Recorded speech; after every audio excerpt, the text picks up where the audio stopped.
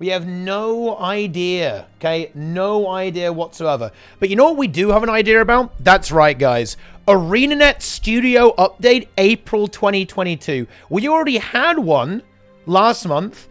Now we're going again. We're just going around again. Very nice picture of Xingjie Island here. Let's see what we've got. There's actually a lot to cover here as well. We've got some Su 1 stuff. We've got DirectX 11. We've got World vs. World. ArenaNet's say the forbidden word, the forbidden game mode, GVG. They go, oh, you know what? You know how we nerfed World vs. World? That probably doesn't look good. Let's not do that. Let's unnerf it. There's more balance coming for World vs. World specifically, and there's some fun A/B testing with, with some things they've been changing, actually. That's just a little bit input, because a few people caught ArenaNet in the act, and we'll get to that when we get here, actually. I don't know if they get into the details on what they actually do, but we know of one test at least that ArenaNet is doing, because 2 players actually noticed a discrepancy between their experiences. Crazy coincidence, right? And they actually posted their findings to the subreddit. So we'll talk about that when we get to this, actually. We'll see if they go into details.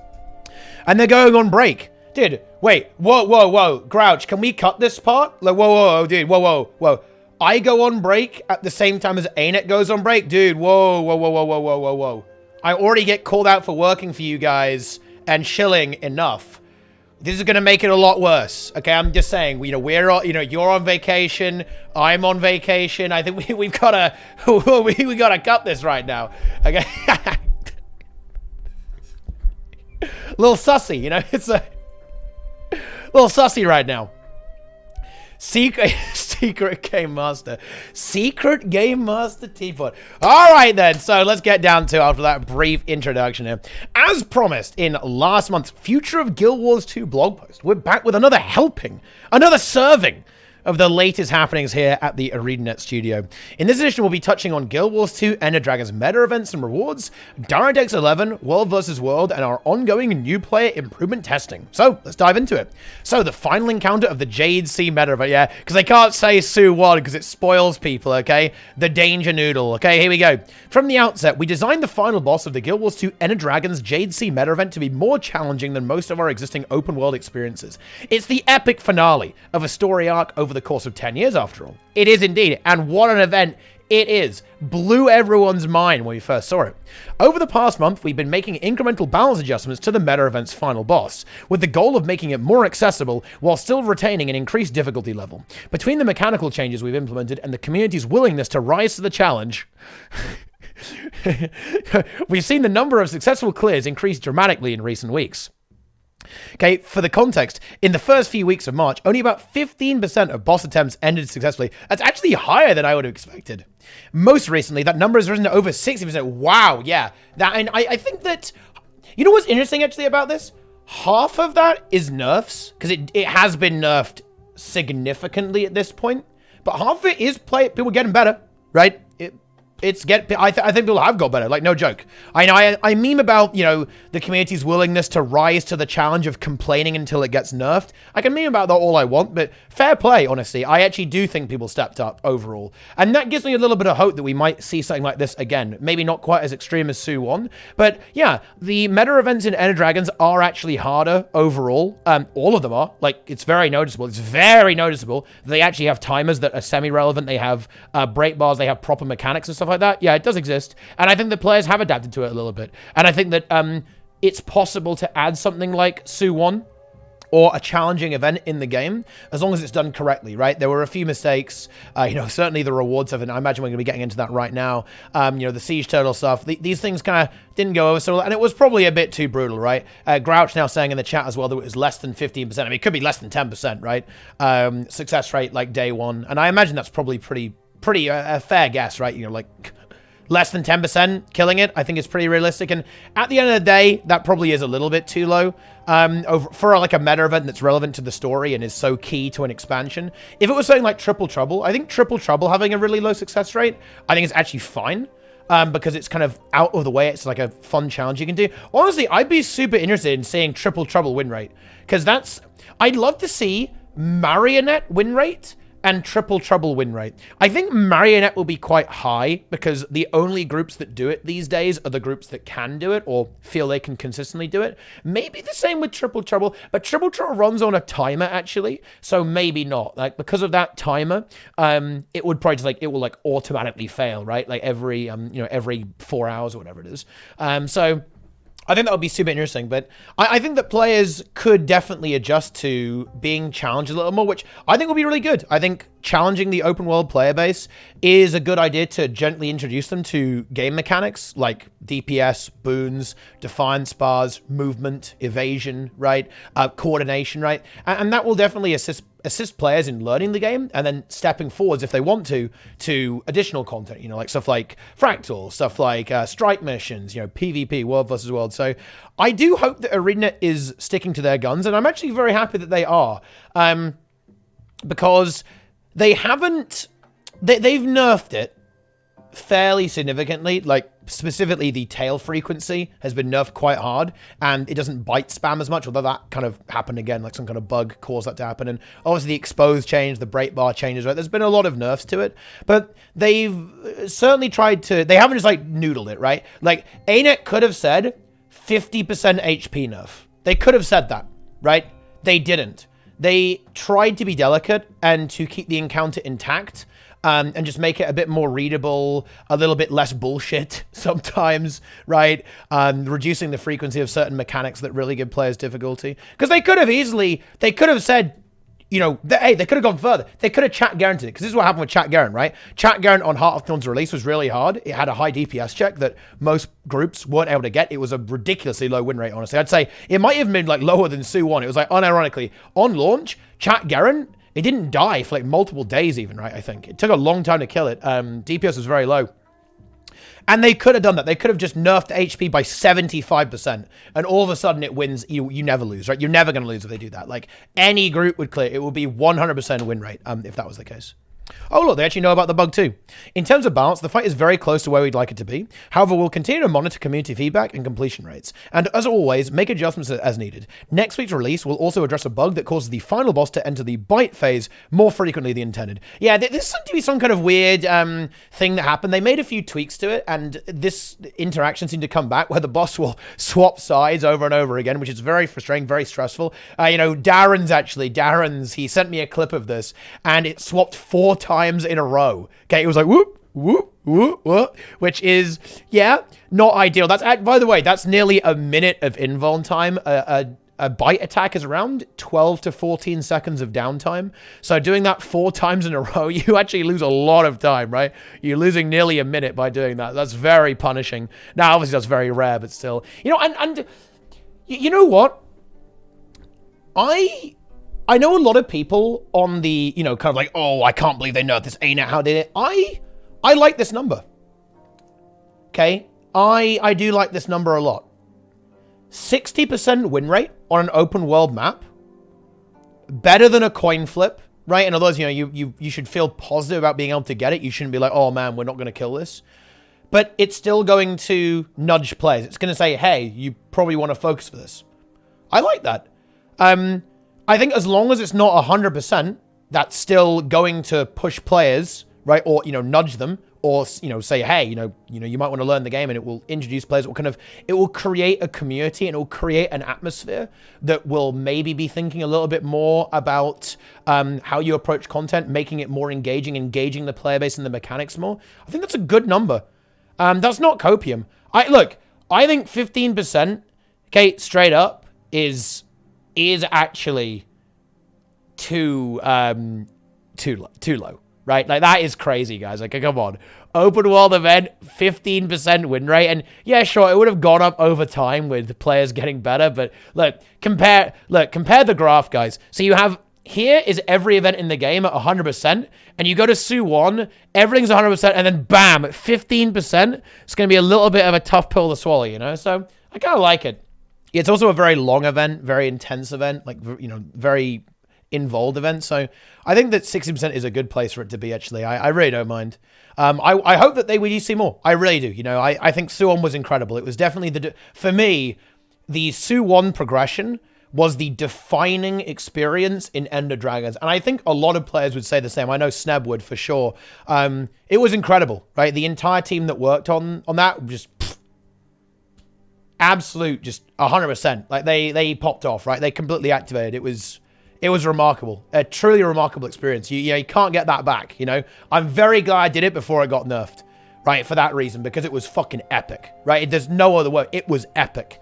Like, day one, week one, Su 1, the energy behind that, like the community energy, it was absolutely electric. It was magic. It really was. And I hope that we are given the opportunities to actually have that same experience in the future, right? To have a similar experience with another event. But, you know, perhaps with some slightly better tuning, less aggressive tuning. Although, I actually don't mind it being really aggressively tuned and then nerfed afterwards. It's a bit like a progression rating in other games, actually. Because realistically, like, if they tune it at a 60% win rate, we're going to kill it first try. There's just no way that a 60% win rate boss tuned on launch would be able to stop us on the first attempt. And look, I'm going to throw this down. Okay, I'm going to throw this down. Okay. I challenge the devs.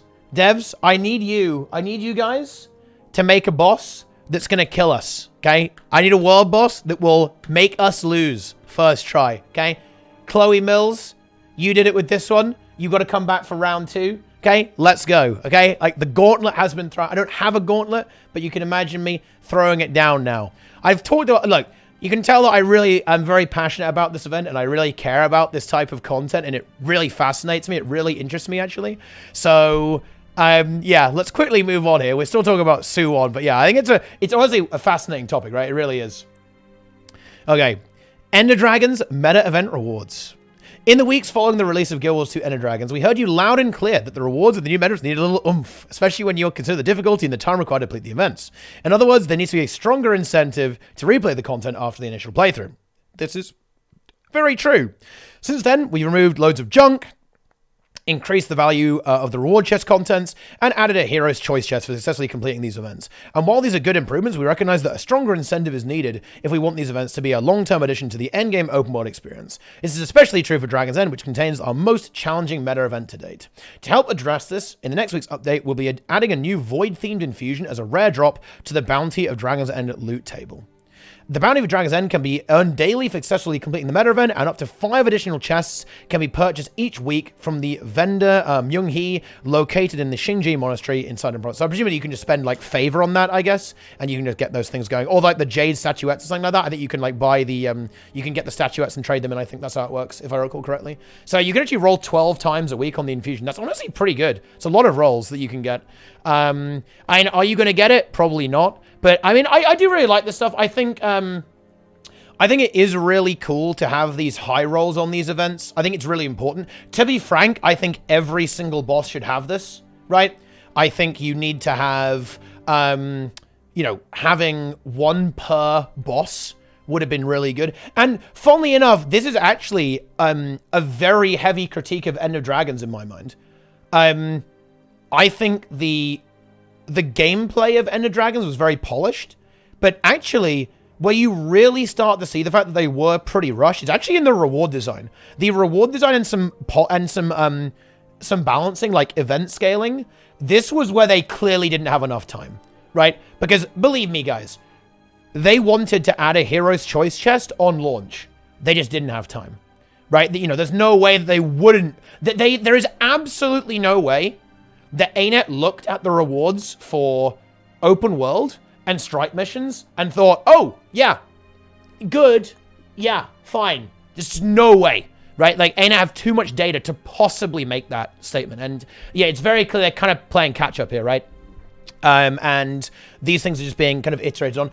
It honestly, you know, in some ways it might have been intentional because it's really easy to buff things. It's really hard to nerf things. For example, you can keep buffing rewards until it's good enough and that players think it's okay, but it's really hard to overbuff something and then nerf it. Really good example, actually, of this was PvP Season 5. When PvP Season 5 came out, they added, like, insane rewards from PvP, right? Like, it was crazy how many of these shards you got, the Ascended Shards, and they nerfed it really hard the next season. It was like an absolute obliteration. And as a result of that, a lot of players kind of like, whoa, right? They just kind of fell off because like, oh yeah, you know, they want the rewards, and it got nerfed really hard. So you do want to be a little bit conservative with your rewards, I think, and then buff it to the point where it's good enough.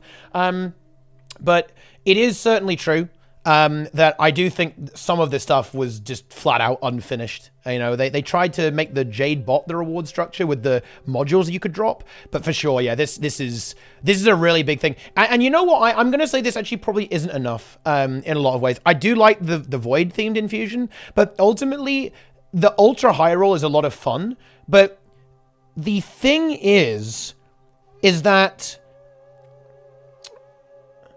you still get all or nothing. And I guess you can buy these Bounty of Dragon's Ends, even if you fail sometimes, but you have to win to get the statuette, right? And this means that the problem is still here. The actual gold you get for doing Dragon's End is much lower than something like doing a Drizzlewood. And Drizzlewood will never fail, right? And in Drizzlewood, you get rewards incrementally. Oh yeah, I guess you can buy the statue on the TP to roll on the infusion. Yeah, you can do that, to be fair. Yeah, so you can do that. So I guess you don't have to do it. And, you know, adding the infusion is nice for that reason. But ultimately, this is a bit of an issue. And if ArenaNet want to do more content that's a little bit more challenging, a little bit more engaging, then they need to use this design. It needs to be like Triple Trouble or Tequatl, or even Marionette, right? Where you get rewards for how far you get along the event. They need to do this. Otherwise, content like Dragon's End is always going to be a bad deal on an opportunity level, because players can simply go for another option that's basically the same, or in this case, superior. Something like Drizzle will still be superior to Dragon's End. But this time around, you never fail, and you'll get rewards the entire way. So I think that this is something that Arena actually needs to do a fundamental shift on in terms of the way they design meta rewards, specifically stuff that's more challenging. I actually think strike mission rewards need to look as well. They're not horrible, they're just not great either. And definitely a little bit lackluster. I was expecting them to really go hard, right? You know, I was expecting them to go completely berserk, right? On rewards on strike missions. They kind of didn't, right? Like, and honestly, there's another video in this, really. Like, I'll just mention this now, actually. The fact that they're weekly, but also the fact that you have to, like, the way you get the rewards is you talk to a vendor. You don't drop it from the strike mission, right? You talk to a vendor to get your Mystic Coins. You talk to a vendor to get your Mystic Clovers. I think this stuff is, like, adding more steps in the process, like talking to vendors to get rewards. Like, I think that stuff inherently makes it feel worse to the player. And I think ArenaNet need to be careful about that. Okay, they do. And yeah, I know that obviously it's based on time, but I think they need to balance around difficulty as well. Look, Suwon, flat out, okay, needs to be in my opinion, Suwon should be the most rewarding meta because it is the hardest meta. It is the meta where you are likely to fail. Like, even with these changes, and don't get me wrong, I love the infusion. Like, great. I want to see more of it. I think that high rolls are exciting, right? Like, oh shit, I dropped the infusion. And I do like that they actually had the medium rolls in strike missions. You can like get the plans, right, to upgrade your Jade bot from the strike missions and also from the world bosses. I think that's great. I actually really like that. It's been a really long-standing complaint that I've had is that there haven't been these kind of medium rolls. You either get like, oh, boring, or you got like, oh my God, 10,000 gold, holy shit, right?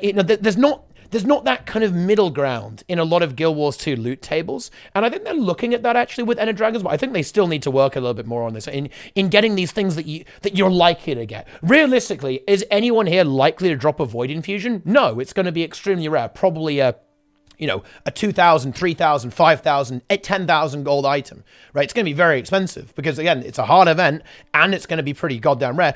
Maybe I'm wrong. Maybe it's going to be semi-common, right? So it settles around the 2,000 gold mark and you could drop it if you got it every day. A bit like the Aurelium, because Aurelium is actually quite realistic. Like, funny enough, you do Octoman every day, you'll get Aurelium. So maybe it will be more like that because it is a harder event, so you kind of deserve that slightly higher chance to be able to get it and then sell it to another player or use it yourself as a cosmetic reward. But I think it rewards in terms of strike missions and just the game in general. This is just flat out, like, this is honestly an issue across the entire game overall. I talked about this in another video. You should go watch that. Harder content in Guild Wars 2 it doesn't typically get rewarded, right? You'll get the same rewards as easy content, right? Like Drizzlewood Coast will get you like 30 gold per hour, I believe. If you do it efficiently, you do it correctly. If you do like a really good raid clear, you'll get like 30 gold per hour, right? Those two things will give you the same rewards, right? Like a 2.5 hour, 3 hour raid clear is like 30 gold an hour, maybe a little bit more than that. That's a bit of a problem, right? It does not incentivize players to engage in these activities. The risk, and particularly because you could fail, right? Like, imagine you do Dragon's End, and it's like decent, okay? We're getting our daily ass, we're getting our Void Infusion roll, but what if you lose? Bear in mind, like, statistically, you have a 40% chance of losing if you do Dragon's End. Obviously, 0% with Hardstuck, but 40% with the overall stats, right? And, of course, this might encourage players to get into communities, but it will also kind of go, well, I don't want to take the risk. And you already see this. I've seen a few people commenting about this, right? On the subreddit, right? Like, and yeah, like, why would I do this? Why would I do a thing that gives me basically the same reward with a high roll, right? When I could just do something that's way easier, way less stressful, and will give me more or the same reward, and it won't lose.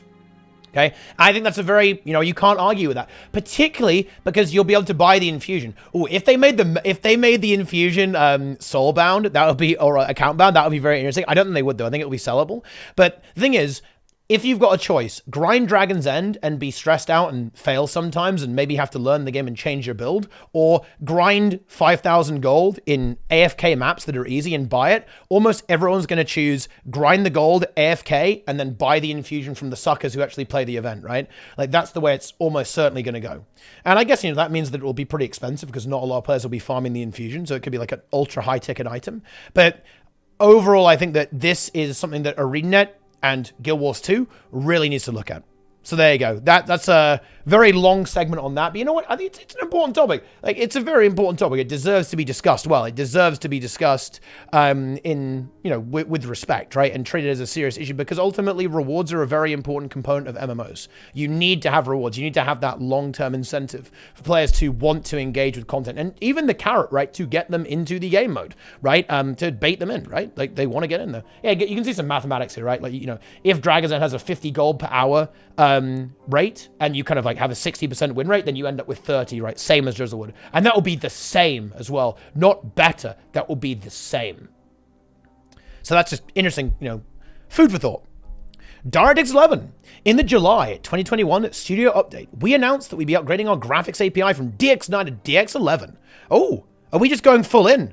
We're going deep, apparently.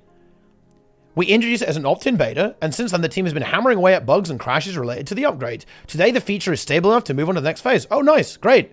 With the May 10th release, we'll enable DX11 by default for all... Oh, that is juicy. I actually wasn't expecting it to be this soon, right? I was expecting it to be kind of closer to the middle or even the end of the year, like when you start hearing about Steam a little bit more. This means that all future players joining the game, whether it's from our official site or eventually from Steam, will benefit from DX11 from their very first login. We'll also remove the beta tag from the feature in the settings menu. As a note, existing players who are not participating will not be automatically opted in, but if you want to start using it now, you can enable it from the graphics setting menu. We didn't expect DX11 to deliver substantial performance improvements on its own, but we're seeing plenty of reports that indicate it's a nice bump to frame rates for many, so we encourage you to start using it. In the long run, we plan to deprecate DX11 support and move to making DX11 the default graphics setting for all players, new and veteran alike. This will open the door for future improvements. Yeah, they're not done, right? Like, this is very much the stepping stone, where they might be looking at optimizations, they could be looking at graphical improvements, right? Fidelity improvements, like new technologies, like new lighting shadows, I believe, are particularly, and particle effects are particularly plausible. Better support for those things that could, optimize or just look prettier on DX11 is very plausible, I believe. So that's something that you could look at in the future. But this is actually really big. I actually like this a lot. You know what I'd really like them to do? Okay, look, I'm going to make all the, all the nerds happy in the chat, all the Reshade fans. I think this would be a really good time to maybe look at the settings menu in general and maybe make it a little bit more split up so you can turn off, say, the bloom. It's something that a lot of players don't want. They might like some of the post-processing effects that make the game look very vibrant and bright, but they don't want the bloom effect. That's a very common complaint, and they use a third-party piece of software to do this. I also think it would be a great idea to look at default settings as well. For example, stuff like melee attack assist being on by default. probably not the best idea, to be honest. And there's some other things I think they could definitely improve. You know, stuff like camera shake, double tap to dodge, right? Some of these things could be looked at and maybe made a little bit better, right? They could also make the default performance settings a little bit better with like character model limit and stuff like that. I don't know. Like, I'm thinking of a few. You know, I'm sure there's a list of things that they could do better in the settings menu for default settings, but I think that it is actually a little bit of a pain point for new players. They have like weird settings on when you first launch the game, like, and the one of the things about Guild Wars 2 is that changing the settings actually changes the gameplay. Because I think auto-targeting is on by default as well, right? I think. Yeah, they could make the AoE targeting thing, like snap to max range, on by default. They could make on-release casting as well on by default, right? Yeah, I think they have... Yeah, like auto-target is on by default, camera shake is on by default, double tap to dodge, melee attack is on by default. Should these be on by default? No, probably not, okay? Camera shake is debatable, I guess, but I don't think it looks good, okay? That's all I've got to say. Oh, yeah, definitely show skill cooldowns by default. Oh, yeah, that'll be huge. That is huge, actually, to be fair. That's really nice. And they could do a few things with some graphics tweaks, right? Like, you know, that could also enable players to kind of not have to worry about that so much with this stuff. Because I think... settings, look, the settings guide, I do need to make that, guys, okay? Like, I'm a slacker, I am putrid, and I feel bad about it. It's like, oh, and now it's coming, we're looking at these settings, don't worry. Oh, I love to see it. Awesome stuff, confirmed. World versus World, Cornerstone Game Mode, here we go. In our last studio update, we mentioned that we're actively investigating the queue bug that causes players to get thrown to the back of the queue in World versus World. It's frustrating to experience, and with the deep queues that happen during world restructuring beta events, it usually means that the impacted players log off for the night rather than wait in line again. Unfortunately, this issue isn't something we've been able to reproduce in our dev environment. Ooh, interesting. Wow, how about that? So it must require, I guess it maybe requires like a huge amount of players or something that's interfering with it in the live game, right? That's not happening in the dev environment. That's interesting. To help diagnose the issue, in the April 19th update, we're adding a new data logging to the game that will allow us to collect information needed to identify the root cause. In the meantime, the team has shifted their attention to designing the user experience surrounding alliances. Ooh, okay, we are moving. We're moving then, actually. A sub-feature of world restructuring. This is basically the guilds being grouped together. So the ability to kind of join with a guild and you'll always be with that guild, right? Like, you know, you get the worlds will get rejiggled during relinks and stuff like that, but you'll always be with this certain group of players, giving you a lot of control over guaranteeing who you'll be, right? Who you'll be with. Now, bear in mind, you'll be with other alliances. The way it's going to work is that a world is going to be built of alliances and alliances are going to be built of guilds. And you'll have loads of free agents kind of filling in the gaps, right? After that. So you will still, you know, it's not going to be like literally the same 500, 1,000 players, only them every single time. You will get mixed up a little bit. But yeah, you will still have a lot more control. That's very interesting, actually. So let's see. Oh, wait. We're also in the early phase of designing our next batch of rewards. Oh, no, that is spicy. Yeah, this is really exciting. Like, the big thing for me here is active participation, right? A lot of the rewards in World War II are very passive, right? You know, when you kill a lord, you get a champ bag, right? When you capture a tier 3 structure, you get a champ bag and an event credit, which, you know, whatever. Okay, you know, it's this, it's that, it's whatever, right? Okay, memes. Okay. So I think that's going to be a very exciting blog because I do think that the reward structure in World vs. World not only encourages really passive kind of disengaged play, it also... It feels bad, right? Particularly if you're new to the game mode and you're not used to that, it's tough to get into, right? It really is. You don't get a lot of liquidity. It's a lot of account. It's very account value oriented. World vs. World rewards are honestly okay, but they're very account value. It's all about Ascended and getting legendary armor and getting infusions with stats on them, right? And Mystic Clovers, right? And non-tradable stuff. And that definitely is something that players don't like a lot, right? They want to be able to sell and see the gold number go up, right? So I'd expect to see that there as well. Oh, and wait, what is this? Edge of the Mist instinct bug. Attention all enjoyers of player-organized GVG, Guild versus Guild gameplay. There's a fix for the Edge of the Mist instinct issue coming with next week's release. You're back to pinstriping and dodging in unison in no time. Now, that's great. This has actually been a big problem, right, for a long time. In this niche community, right, the GVG community, because there's been some weird stuff. You can't get in the same instance. It won't make you all in like different instances. It's really hard to like get scrims going. It's really hard to get players to be playing against each other. So it's a great fix. I'm actually super happy that they're fixing it. You know, I think a lot of players had started to lose hope a little bit. It's been in the game for a while, but it kind of, the problem is it kind of came up at a really bad time. It started popping up, I think, right, like 6 months ago or so. And obviously that's, they can't fix that, right? They were grinding EOD, so ArenaNet didn't really have that choice. There's just one more thing that we need here, because Edge of the Mist is going back is great. Okay, but here's the thing. There's one more problem that I actually really would like ArenaNet to see address, and that's actually griefing. And honestly, I'll use this opportunity to bring this up. So there's a bit of a gray area thing here, because basically what some players do is that they will actively interfere and ruin player-organized GVG fights. Okay, they'll do this by breaking stealth, by focusing players, by ganking, right? By, revealing players, for example. Essentially making the game kind of unplayable, right? Like, and to be honest, like, I've spoken with some of the GVG guys, like, you know, and you know what? Maybe I shouldn't say this. It's going to encourage people a little bit, but yeah, they are like, fuck this. We just don't want to play. We just do not want to play the game anymore. Like, we're done. Right, you know, like, I've had people who say, yeah, I just cancel the raid, right? We were trying to get scrims, we were trying to scrim, and yeah, we just, well, fuck it. Can't be bothered. We're just getting griefed. People just fucking with us, right? Like, ruining this, just deliberately ruining our fun.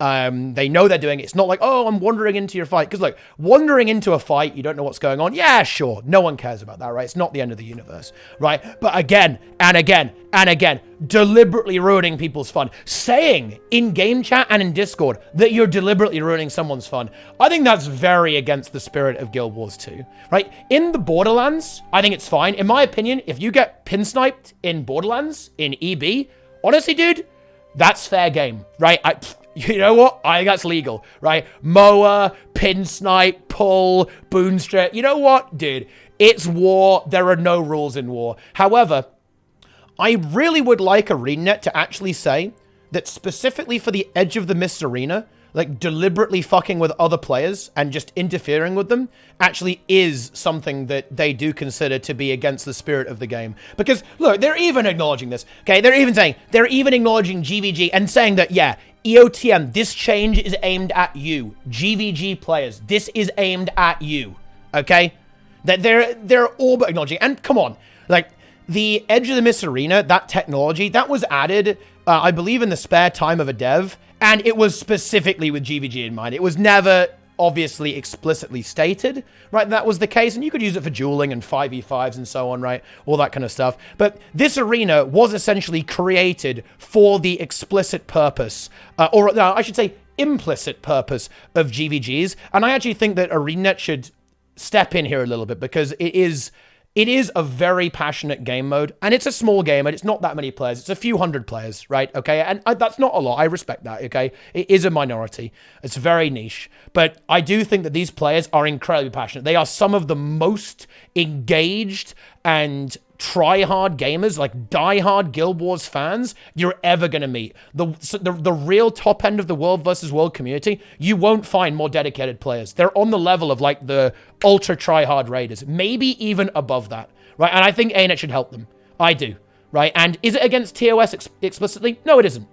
It isn't. You know, there's no rule against, you know, like, mowing someone in a player-organized fight. But I think that the Guild Wars 2 experience isn't built off that. The Guild Wars 2 experience, the spirit of the game, is very much against this type of behavior, right? I think it is about fostering positive experiences with players, not negative ones. And I think this has been going on for far too long, right? It's affected some, you know, very close personal friends of mine, actually. Roy would be the example. It's affected him very negatively, and it's been very unpleasant for me to look at this, right? And just can't do anything. Because, you know, like, support, they aren't able to handle this request, right? They can't do this because there's no precedent, right? There's no way to this. And it would be a gray area. It would have to be carefully evaluated, and that would be difficult to do. But I do think ArenaNet should look at it. In the same way that they have GMs looking at monthly ATs now, I think there should be a little bit of attention. There is a solution that can be found here, right? It's very obvious when someone's griefing and when someone's just wandered in, right? If, like, a new player wanders into EOTM and just goes like, oh, dude, what, these guys are fighting, I want to get in, right? Okay, you just say, hey, man, like, we're just fighting, right? And then boom, no problem. But if you got like 3 thieves again and again and again, stealthing, revealing, stealing on the tag, right? Mower, pull, blah, blah, blah. Okay, I think we can infer what's going on here, right? A lot of people always say, oh, you don't know what they're doing. Oh, you know, they could just not know. Yeah, come on. I think that's a very silly defense. Like, it's very easy to tell if someone's griefing or not. Like, oh, I just happened to knock the Octovine bomb, right, all the way to the other side of the arena. Oh, looks like this Octovine's going to fail. Oh, I just happened to place a portal, right, causing people to fall through the map and die on Drakkar. Oh, what a coincidence. Oh, I've been doing that every day for years. Oh, what a coincidence, guys. Yeah, it's unbelievable, right? Oh, I'm throwing the green bomb on the cage, right, in Bandit Trio. Fun fact, guys, some of you guys might know a player called Frosty, Frostball99, PvP guy, Raider, hardcore Raider. And he actually got banned from the game temporarily by throwing the green bomb on Bandit Trio onto the cage, killing the cage, wiping the group over and over again. He actually did that until he got banned. So there's even a little bit of a precedent for kind of things outside the TOS being bannable, because is there actually anything strictly against the TOS by doing that? I don't think so, actually. Not strictly, anyway. There might be some kind of clause that kind of implies that you're supposed to kind of try to win a PvE event, for example, but I'm actually not sure about that. I'd have to go through it and check. It's not explicitly against it, but it absolutely is griefing behavior, okay? And he was doing it because he's a massive troll, but, you know, you shouldn't do that kind of stuff. And I think that this could be an area that I would really love to see ArenaNet look at, because I do think GVG is fun. I do think GVG is exciting, and it creates a lot of stories. It creates some of the most exciting scenes where players are really hyped up, really amped up. It brings energy to the game mode in a way that I think other competitive expressions in the game can only be envious of, to be frank, actually. The fact that GVG has survived this long with essentially zero support up until very recently, and they've done that under their own steam entirely. I've got to say, you know, you have to tip the hat there to the World vs. World and GVG community. They are very clearly passionate about this game and, you know, about their game mode. So yeah, I guess that's what that's what I'd say. They do recognize GVG. They've said it here. It's in their own post. The GVG has been stated. Okay, the GVG word is there. Okay. Let's go ahead and move on. Another little World vs. World change here. They kind of nerfed the Jadebot scavenging protocol that no longer got materials for trophies for player kills, but hey, boom, now it is. It was sort of just an exploit elsewhere in the game. Interesting. But World vs. World players took splash damage in the process. We were unfairly nerfed. We'll revert this change for World vs. World in the April 19th update. Happy scavenging. Hell yeah. Love to see it. Okay, nice change, because now you can get your Jade Slivers or whatever you want to do from playing World vs. World, which is actually a subtle buff to World vs. World. Rewards, one of the things they could be looking at. And again, active gameplay, because of course getting more kills is good, right? March 29th, balance update follow-up. Oh, dude, ArenaNet is on a roll. They're steaming ahead. We made some significant changes to World vs. World profession balance in the March 29th update. And for the most part, we like what we're seeing. However, there are a few lingering issues that we don't want to wait until June's profession update to address. We're still monitoring and formulating our plan on this front, so we're not ready to share details quite yet, but we wanted to let you know to expect some additional World vs. World specific balance adjustments on the May 10th release. Oh, dude. Oh my God. Balance patch on the 10th. We might even see a few tweaks next week, by the way, guys, on the 19th. I could definitely see that happening straight up, okay? Dude, oh, this is new, ain't it? Like, another World vs. World balance. I love that, right? You know, I'd love to see a few of the EOD specs buffed in World vs. World specifically to make some of those more relevant, because they do tend to struggle a little bit. They're good in roaming, to be fair. But in the Zerg play, which is obviously the majority of World vs. World, I'd definitely like to see some adjustments there to kind of bring it more in line with some of the other stuff. So that would be really cool to see as well. But yeah, I mean, I love that, yeah. I think that, you know, there's still some work to be done, right, in terms of this. I'd love to see some major stuff. I think the June stuff is where you're going to see a bit of a shuffle. Like, maybe they'll try and play with stability a little bit and make an alternative to Firebrand, or try to begin hacking away at that iceberg to try and get that, because that's going to be a real monolith to shift, of course. And then they'll try and really shake it up then. But yeah, a few little tweaks here and there, right? Maybe they look at wins again, and I think they perhaps over-nerfed it a little bit, perhaps. Particularly for large scale, right? Like, it really, Spellbreak has certainly fallen off in large scale World vs. World a lot. Still relevant, I think, in the small scale stuff where you can more reliably melee. And there definitely is a bit of a range dominance meta in large groups right now, which I think players in general would like to see a balance, a touch. But, well, we'll get into that a little bit later, right? We could talk for World vs. World balance, very complicated, actually. Like, you could talk for hours about it, right? Hours and hours and hours. New player improvements testing. As we mentioned in last month's studio update, we're taking steps to ensure a smooth launch on Steam later this year. This launch is an important piece of our long-term plans for growing the community, so we want to get it right. To prepare for this, we'll experiment with some changes to the new player experience with the goal of improving new player retention. To be clear, we're not undertaking huge overhauls at this stage, but rather focusing on smaller changes that can have a big impact on the player experience. We tried the overhaul approach back in 2014 with mixed results. In fact, some of our experiments this year will explore reversing. I wonder what they would do. What would they reverse?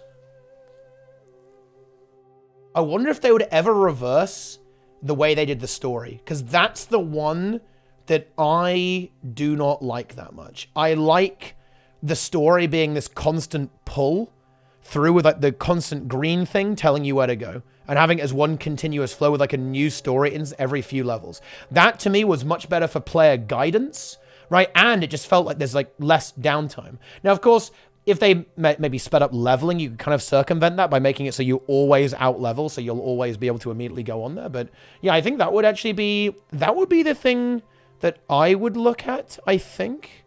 Was there anything else specific? Number of skills. The number of skills so you get your skills earlier. Maybe. Although you do unlock it pretty fast, I suppose. And I think like some level of progression is pretty good. I don't mind like a level of progression when you're leveling up. Interesting though, actually. To be clear, we're not undertaking huge overhauls at this stage. We're rather focusing on smaller changes that can have a big impact on the player experience. Oh yeah. Typically, these tests will only impact small segments of new accounts for a limited duration. This is referred to as A/B testing. We'll deploy the change to a small number of players, study the results, and then decide whether to make the change permanent, further iterate on it, or remove it from the game.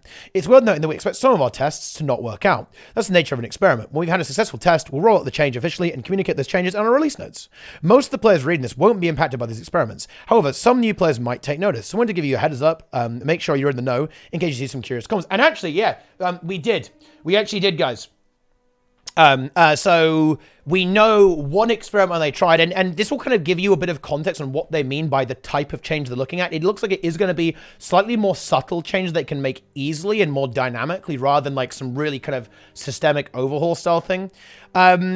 Specifically, there was a Reddit post, and it was two players who just started playing the game, and one of them was getting way more experience than the other. Like, one of them was leveling up significantly faster. They were doing the same content, right? And they were fighting the same NPCs, right? They were doing the same events and so on. And they go, what's going on? Like, is there something weird going on here? And it does appear that one of the key tests that Arena are doing here is they're speeding up leveling, right? Or testing with it, right?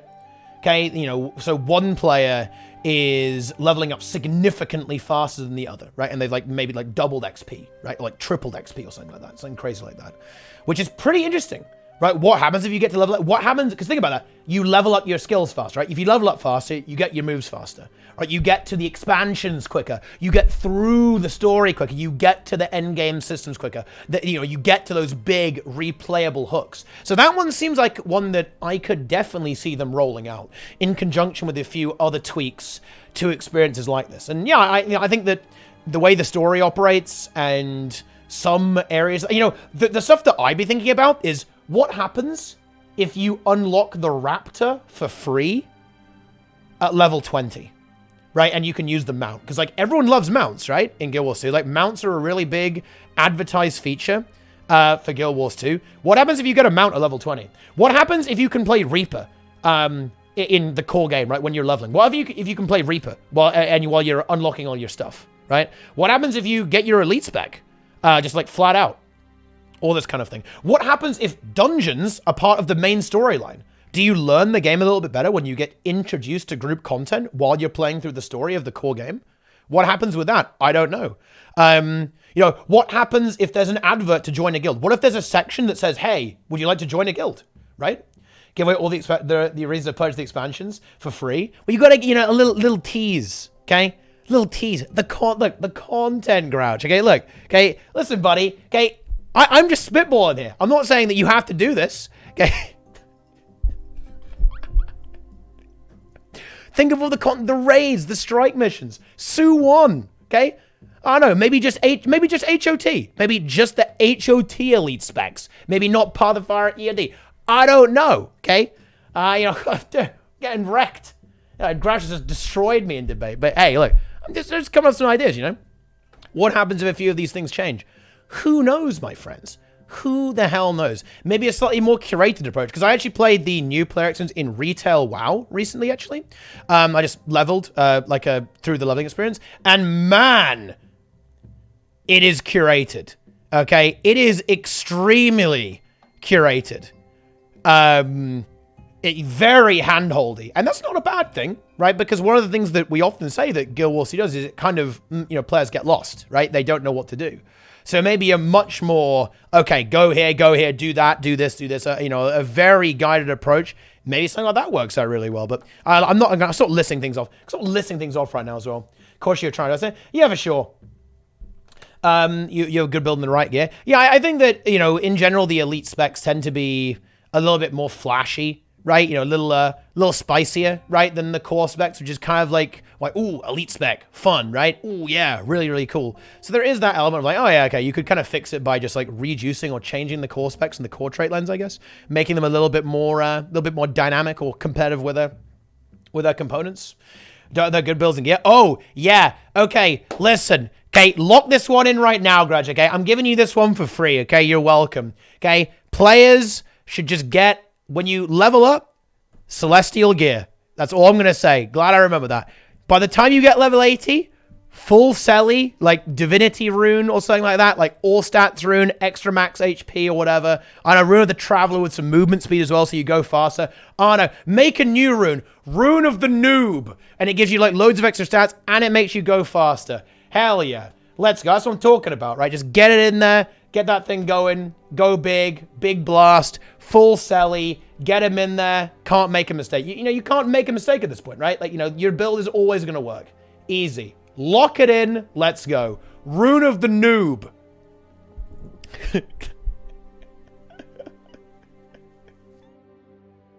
You know, if they did this stuff and then they, actually they've done this in strikes, right? They've moved away from toughness tanking. That means that you can play Selly in endgame. That's actually really important, by the way. It means you don't necessarily have to get a new build, because Selly builds work out really well. If you actually got full Selly, exotic gear, by the time you're level 80, guaranteed with like a decent setup, you could actually very easily transition into the beginning of endgame, because your build, you will have the gear to play any build you want. You can play a power build on that. It won't be amazing, but it will work. You can play a Condi build. It will work. You can play a healing build. It will work. Again, you'll still want to optimize. You'll want to say, okay, I want to go for Berserker or Dragon or Marauder. Oh yeah, I want to go for Minstrel so I can tank in or play World vs. World, right? But having Selly means that you can kind of be okay, and it will be good enough in any game mode. That could be a very interesting idea. But anyway, look, honestly, I blame the chat. You guys are derailing me. This is not my fault. It's actually your fault. Anyway, let us continue. Studio break, okay? ArenaNet, basically, our suspicions are confirmed. Very lazy, right? The reason that we have no content in this game is because they're very lazy and they actually want time off. Yeah, that's all we have to say. You know, shameless, absolutely shameless right there. Okay, but no, of course not. Yeah, you know, it's important, right? You know, it's important to, you know, keep the morale up, right? You know, obviously it's been a pretty tumultuous set of years for the game. Definitely not the easiest time. You know, obviously stuff like COVID as well being very stressful, and just, you know, real life, guys, okay? Real life is, it's a tough meme. It really is. And so I think this is, you know, it's nice. It's good. And I think that the good thing about this is that, is this really super pertinent to us? I guess not really. But in a way it is. Like, and what you see here with a lot of these comments here, like them kind of letting us in, I think this is really building a good relationship between the players and the developers. I can guarantee you that the responses to posts like this are almost universally positive because people want to be let in. And I think this really humanizes the devs, right? And you know, I'm kind of breaking it down, kind of deconstructing it, and that might kind of strip the soul out of it to an extent. But no, I think this is actually really good. I think it's important for the player base to know that, yeah, like these people are human beings, right? And of course we are consumers, right? And they are a company that is selling us a product, right, or delivering a product to us that we should judge in that way. But I do think it's important that, yeah, you know, like they need a break, right? Okay, they can't keep grinding again and again and again and again. And this type of a slightly more personal, kind of letting them, you know, what's going on? What's happening at the studio? I don't know. Now we do know. They're telling us. I think this is just absolutely just really good community management. This is going to keep people on side. They've got a release coming with the season 1, and the Strike CM is inbound as well. We've got a big roadmap going forwards with all the content until kind of, you know, like 4 months or so in the future and stuff like that. I think this is great. Right? This is exactly what we need to see. It's what we've always wanted to see from ArenaNet, is just kind of getting a bit more. And I think we're watching it, you know, watching it work. We are watching it actually pay off for ArenaNet. I think that community trust is really starting to rebuild. I can tell you guys, look, Grouch, I can tell you for a fact, okay, that you're doing a good job here, because Sognus actually said, and let me see if I can find the exact quote here, what he actually said about ArenaNet, because I did not expect him to say this. He actually said this, okay, let me scroll up here. ArenaNet is, wait, what the fuck? ArenaNet is actually trustable company again. Wow. Okay, quote there from Sognus. Crazy. And, you know, look, this is obviously very anecdotal, but Sognus is a massive doubter, right? He has said that he has repeatedly said that ArenaNet's words mean nothing, right? And that, he'll believe it when you see it. It's copium to believe that anything's going anywhere, right? Like, meme, okay, joke, Omega lol, Guild Wars 2 Omega lol. If this guy's been turned around, then goddamn, ArenaNet's been putting in the work here, right? Yeah, you've got to respect that. I think they are really taking it in hand. I honestly was not expecting an update so quickly after the previous one, and I just hope they continue to do this. This is great. I think it gets people excited. I think it makes people feel connected to the community. These little tidbits of information, kind of foreshadowing things, about the steamers, that really just pushing the game. The future of the game is bright. That's what they're saying. Yeah, we are going hard on Guild Wars 2. Future improvements on DX11, alliances, Steam, right? We're going to be adding, more rewards. We're listening to your concerns. We're responding to feedback. We're aware of the issues.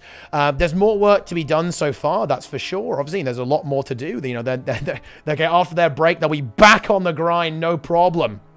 Of course. But yeah, I'm really impressed. And I hope they're able to continue to do this. And I hope the releases go really well. This is it, guys. We live in the redemption arc. Boom. That's reality, guys. That's big. End of transmission. That's all for this edition. If you haven't done so yet, please check out the Future of Guild Wars 2's blog post from last month. It contains a lot of details about our long-term plans for Guild Wars 2 and includes a roadmap of what's to come over the next 3 months.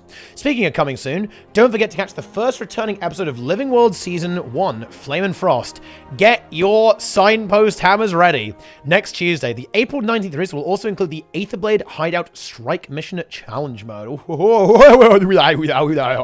Exciting. As always, thank you for being a part of the Guild Wars 2 community. Well, there you go.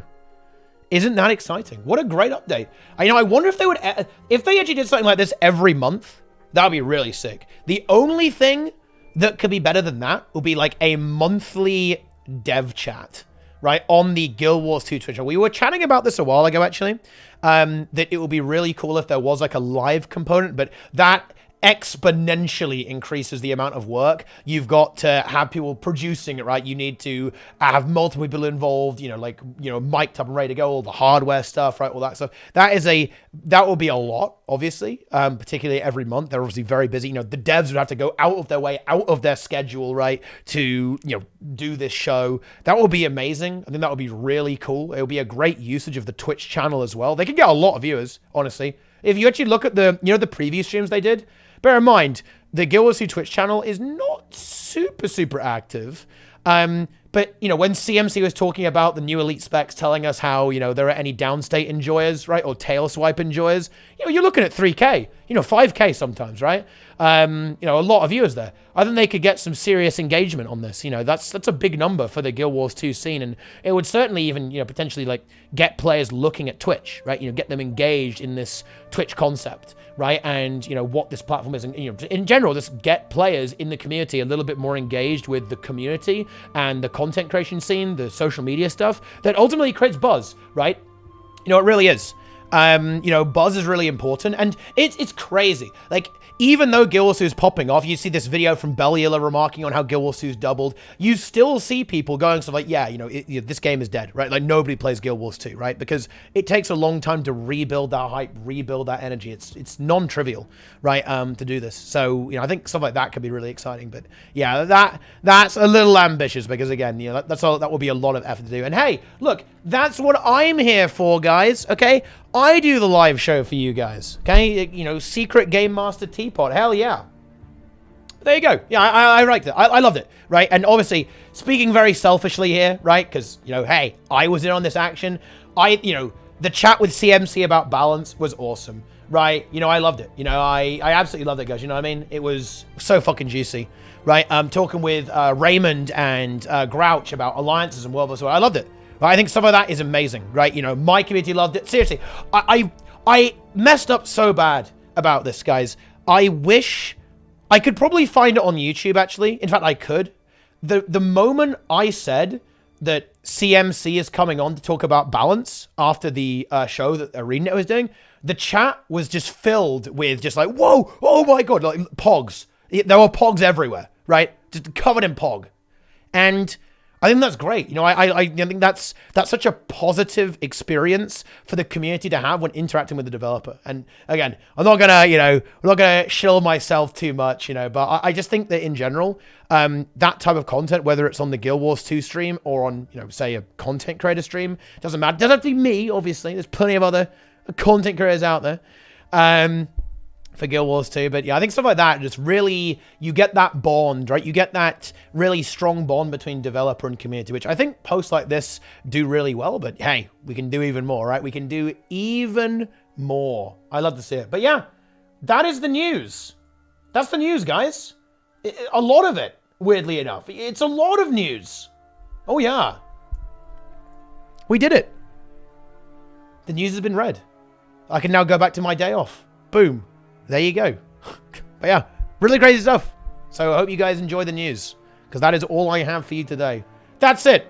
Boom.